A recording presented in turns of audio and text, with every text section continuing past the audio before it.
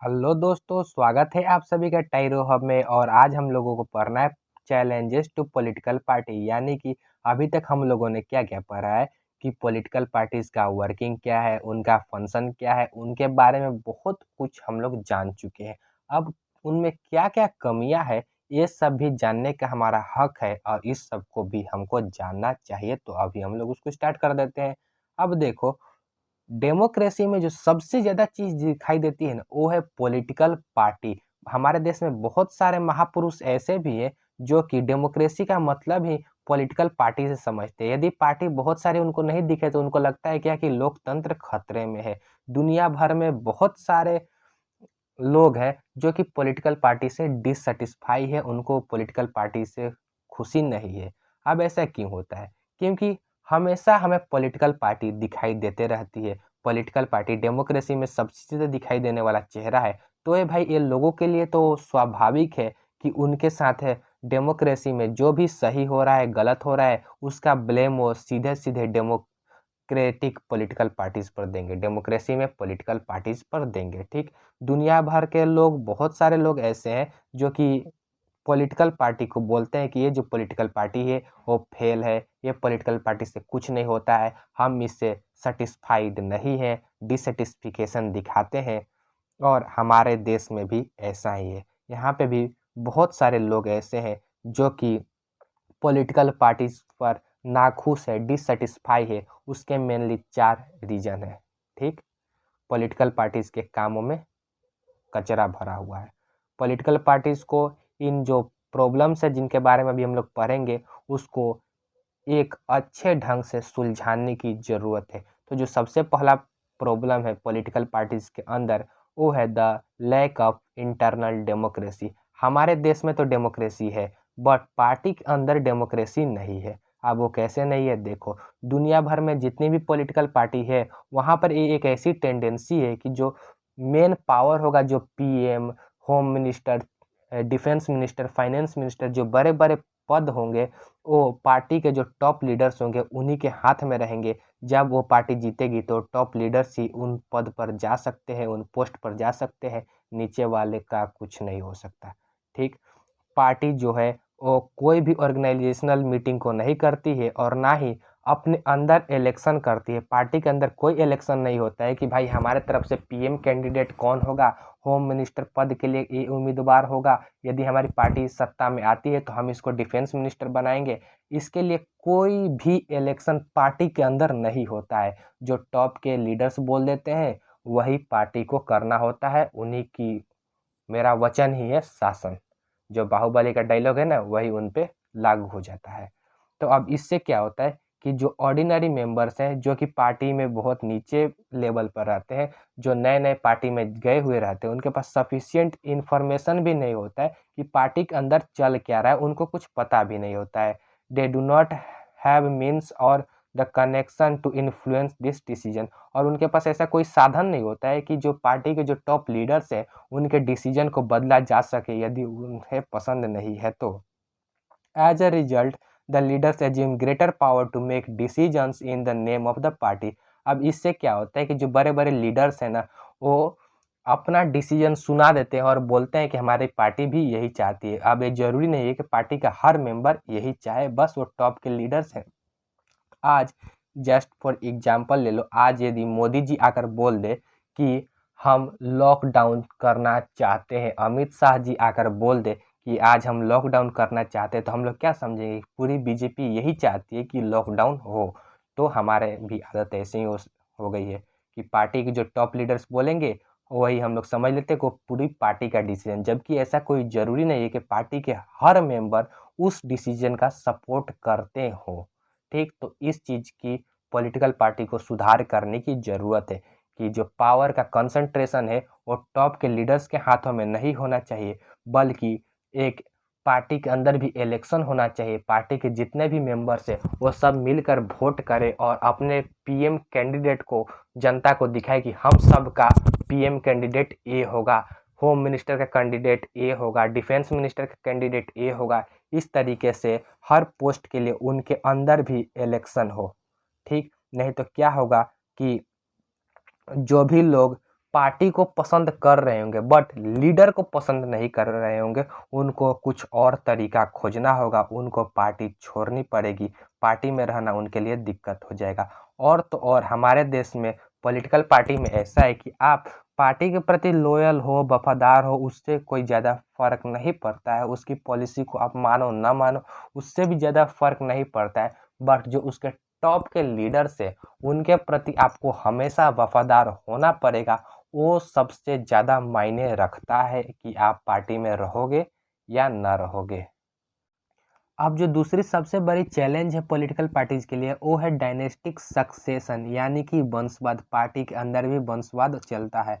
अब देखो बहुत सारी पॉलिटिकल पार्टी हमारे देश में ऐसी है जिनको अपने कैंडिडेट को चुनने का कोई भी ट्रांसपेरेंट प्रोसीड्यूर नहीं है कि हमारे पार्टी की तरफ से यदि आप इलेक्शन लड़ना चाहते हैं तो आपके अंदर ये क्वालिफिकेशंस, आपके अंदर ये स्किल्स होनी चाहिए। हम पहले आपका स्किल टेस्ट करेंगे कि आप वाकई एक अच्छे लीडर बनने की योग्य हो या ना हो।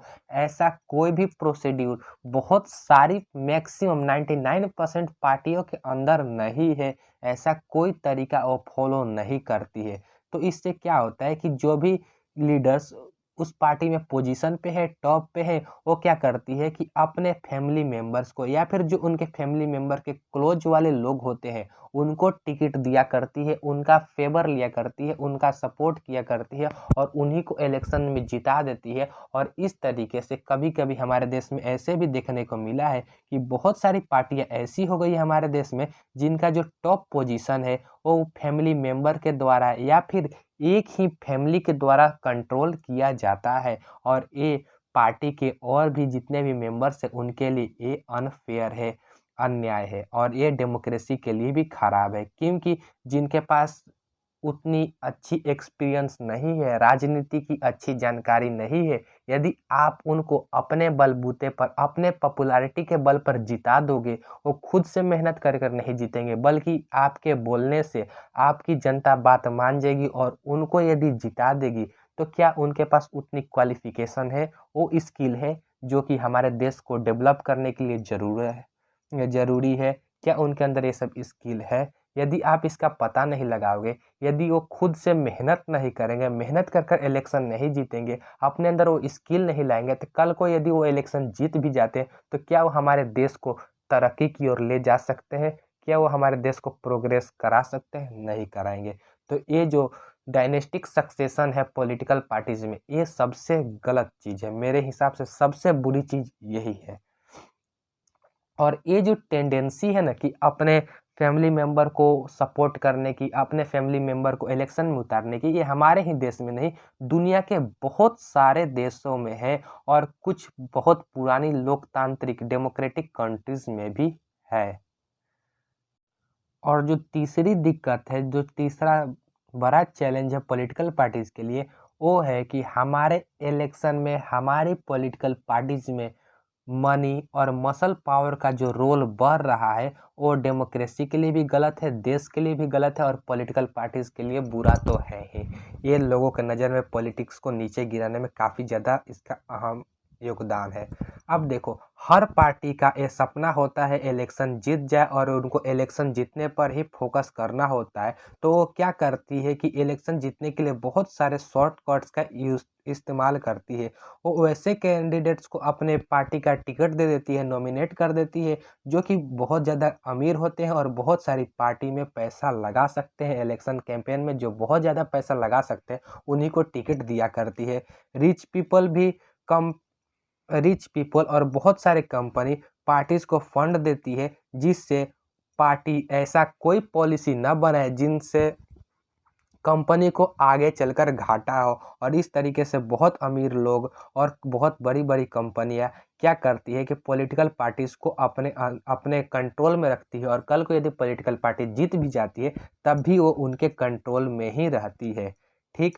और बहुत सारे केसेस तो ऐसे हैं जहां पर पार्टी ने क्रिमिनल्स को कंट्रोल किया है, डाकू गुंडों को कंट्रोल किया है, बदमाशों को सपोर्ट किया है, उनको टिकट दे दिया है सिर्फ इसलिए कि उस एरिया के लोग इस आदमी से डरते हैं, इसका डर से इसको वोट दे देंगे, नहीं तो ये उनको किडनैप करेगा, उनको तंग करेगा। इससे लोग क्या सोचेंगे कि उनको वोट दे दूं, अभी उनके 10-15 बच्चों को किडनैप कर लेगा और बोलेगा यदि तुम्हारे फैमिली से हमको वोट नहीं मिला तो बच्चे को भूल जाओ। और इस तरीके से बहुत सारे क्रिमिनल्स को बहुत पार्टियों ने सपोर्ट किया है और क्रिमिनल्स का रोल भी हमारे पॉलिटिकल पार्टीज में बन गया है। तो बोला जाता है जो कुछ नहीं बन सकता वो हमारे देश में नेता बन जाता है। ठीक है, तो ये कहावत भी बिल्कुल सही है। क्रिमिनल्स को पार्टी सपोर्ट करती है जिससे हमारे देश का भविष्य बिगड़ रहा। अब भाई जो क्रिमिनल जाएगा वो क्या पार्लियामेंट में जाकर क्या साधु थोड़ी ना बन जाएगा। जो यहाँ से क्रिमिनल बनकर गया है वो तो वहाँ पर और आतंक फैलाएगा जाकर। तो इस बात से दुनिया भर के जितने भी डेमोक्रेट्स हैं, यानी कि जो डेमोक्रेसी का सपोर्ट करते हैं, डेमोक्रेसी के बारे में सोचते हैं, वो काफ़ी ज़्यादा चिंतित है इस बात से कि बहुत जो अमीर लोग हैं, बड़ी बड़ी कंपनियां हैं और जो क्रिमिनल्स है वो डेमोक्रेटिक पॉलिटिक्स में इंटरफेयर कर रहे हैं जिससे हमारे देश को खतरा है। ठीक, तो ये तीसरी दिक्कत है। और जो चौथी दिक्कत है कि हमारे देश में जितनी भी पॉलिटिकल पार्टीज है, ऐसा हमें कभी देखने को नहीं मिला है कि ये कोई मीनिंगफुल चॉइस हमें दे रही है। वोटर्स को कोई मीनिंगफुल चॉइस इन पार्टीज के तरफ से मिलते हुए कभी किसी को नहीं दिखा है। कुछ सालों में, अभी जो बहुत सारे साल आ रहे हैं, there has been a decline in the ideological difference among parties in most of the world. अभी क्या हुआ है कि जो पार्टीज आ रही है ना, उनमें लोगों को उनके आइडियोलॉजी में कुछ खास डिफरेंस देखने को नहीं मिल रहा है। उनका आइडियोलॉजी लगभग पार्टियों का सेम होते जा रहा है। बस दिक्कत क्या है, बस डिफरेंस क्या है, अंतर किस चीज़ में है कि वो आइडियोलॉजी को वो इम्प्लीमेंट कैसे करेंगे। बस आज सारी पार्टी हमारे देश में बोलती है कि भाई हम अगर जीतेंगे तो अर्थव्यवस्था को मजबूत करेंगे, हमारा देश सुपर पावर होगा। सब पार्टी यही बोलती है, सब पार्टी का यही दावा रहता है, यही पॉलिसी रहता है। लेकिन दिक्कत कहाँ पर आएगा, डिफरेंस कहाँ पर आएगा कि वो उसको कैसे इम्प्लीमेंट करती है। ठीक, जैसे कि ब्रिटेन में एक लेबर पार्टी है और दूसरी एक कंजर्वेटिव पार्टी। ठीक, वो बहुत सारे पॉलिसी पर एग्री करती है, उनका बहुत सारा पॉलिसी सेम रहता है। बस वो डिफर इसी जगह करती है कि उन पॉलिसी को किस तरीके से देश में लागू किया जाएगा। हमारे देश में भी ऐसा ही है। बहुत सारी जो बड़ी बड़ी पार्टियां हैं, उनका जो इकोनॉमिक पॉलिसी होता है वो सेम रहता है। ठीक, इकोनॉमिक पॉलिसी पर तो एक तो बोलती नहीं है कोई पार्टी। सब धर्म के मामले में तुम लोगों को लड़ा लड़ा कर वोट लेने का कोशिश करेगी। इकोनॉमी के बारे में बहुत कम पार्टी बोलेगी और जो बोलेगी उसकी आवाज़ को दबा दिया जाएगा। तो इकोनॉमिक पॉलिसीज पर तो वैसे भी बहुत कम पार्टी बोलती है, और जो पार्टी बोलती है, जो दो चार पार्टी बोलती है, उनका जो बोलने का तरीका होता है वो सब सेम रहता है। तुमको समझ में नहीं आएगा कि भाई ये भी पार्टी तो यही बोल रही थी, ये भी पार्टी, एक्स पार्टी भी यही बोल रही है, वाई पार्टी भी यही बोल रही है। सिर्फ इनका दिक्कत क्या है कि ये किस तरीके से इसको इम्प्लीमेंट करेगी। ठीक, पॉलिसी सेम रहता है। बहुत सारी पार्टी ऐसी है जो कि पॉलिसी तुमको सेम देगी, बस उसको इम्प्लीमेंट करने का तरीका अलग अलग हो सकता है। तो क्या इससे तुमको मीनिंगफुल चॉइस है? अब मान लो एक पार्टी, दो बहुत बड़ी बड़ी पार्टी है, वो अभी बोल रही है कि हम अपने देश को सुपर पावर बनाएंगे और दूसरी भी बोल रही है कि हम अपने देश को सुपर पावर बनाएंगे। तो क्या, अब दोनों तो वही बोल रही है, लेकिन अगर ये पार्टी जीतेगी तो ये दूसरी तरीके से काम करेगी, ये जीतेगी तो अपना दूसरा तरीके से काम करेगी। अब कोई ये नहीं चाहता, वो चाहता है कि भाई हमारा देश सुपर पावर बने या ना बने, बस हमारे देश के हर लोग खुशी रहे, हर आदमी को 2 वक्त का खाना मिले। कोई ऐसी पार्टी का चॉइस कर रहा है, कोई ऐसी पार्टी को खोज रहा है, तो क्या उसके पास कोई मीनिंगफुल चॉइस हुआ? नहीं हुआ। तो चौथा जो कारण है, चौथा जो चैलेंज है पॉलिटिकल पार्टीज के लिए, वो यही है कि वो एक मीनिंगफुल चॉइस दे, पढ़े लिखे कैंडिडेट्स को इलेक्शन में उतारे। और कभी कभी तो ऐसे देखने को मिलता है कि एक आदमी ही कभी इस पार्टी से चुनाव लड़ रहा है, कभी दूसरे पार्टी से चुनाव लड़ रहा है। क्यों? क्योंकि जिस पार्टी का जिस पर दबदबा रहा, जिस पार्टी का जीतने का चांस ज़्यादा रहा, उस पार्टी का वो टिकट ले लिया, पैसा देकर, मसल पावर से, मनी पावर से उस पार्टी का टिकट ले लेगा, उसके साथ इलेक्शन लड़ने लगेगा, उसके तरफ से बोलने लगेगा। तो लोगों के पास कोई चॉइस नहीं रह जाता है कि वो अच्छे से चूज करे। और देखो, मान लो एक एग्जाम्पल लो, एक तरफ है अपना बीजेपी, दूसरी तरफ है अपना ही कांग्रेस। ठीक, दोनों तो अपने देश का पार्टी है, किसका विरोध करो, किसका साथ रहो। चलो, अब आप लोग यदि चाहते हो कि मोदी जी पीएम रहे, ठीक, लेकिन आपके एरिया में जो बीजेपी का कैंडिडेट है वो एक आतंकवादी आपके नज़र में है, और कांग्रेस का कैंडिडेट जो है वो पढ़ा लिखा है, लेकिन आप चाहते हैं कि मोदी जी प्रधानमंत्री रहे, बट ये छुछुंदर हमारे यहाँ नहीं जीते। ठीक, तो आप इसको वोट नहीं करोगे, आप कांग्रेस को करोगे। तो क्या आपने मोदी जी को सपोर्ट किया? फिर से नहीं किया, क्योंकि आप तो कांग्रेस के साथ चले गए। आपके इस वजह से, आपके इस एमपी की वजह से मोदी जी का एक सीट कम हो गया। तो आपके पास क्या मीनिंगफुल चॉइस रही? आप चाह कर भी पीएम को सपोर्ट कर पाए? नहीं ना कर पाए। आप जिसको चाहते थे उसको सपोर्ट कर पाए। अगर वही बीजेपी यदि एक अच्छा पढ़ा लिखा सुंदर क्या बोलते हैं उसको, सभ्य कैंडिडेट उतारती, तो आपको इधर उधर जाने की जरूरत नहीं रहती, आप सीधे इसके पास आ जाते।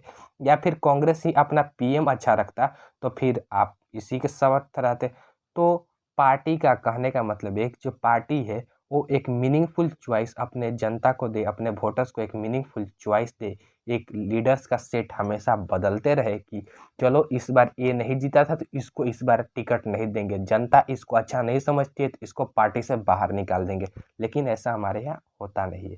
इन सब चीज़ों पर पार्टी को सुधार करने की ज़रूरत है, जो कि हमारा नेक्स्ट टॉपिक है। तब तक के लिए टाटा, बाय बाय। अब इसके आगे के टॉपिक को हम लोग नेक्स्ट वीडियो में पढ़ेंगे। तब तक आप हमारे चैनल को सब्सक्राइब कर लीजिए, बेल आइकन को प्रेस कर दीजिए, ताकि कोई भी वीडियो आए तो उसकी नोटिफिकेशन आप मिस ना करें। और वीडियो पसंद आई हो तो लाइक करें, दोस्तों के साथ शेयर कर लिए। Tata, bye bye.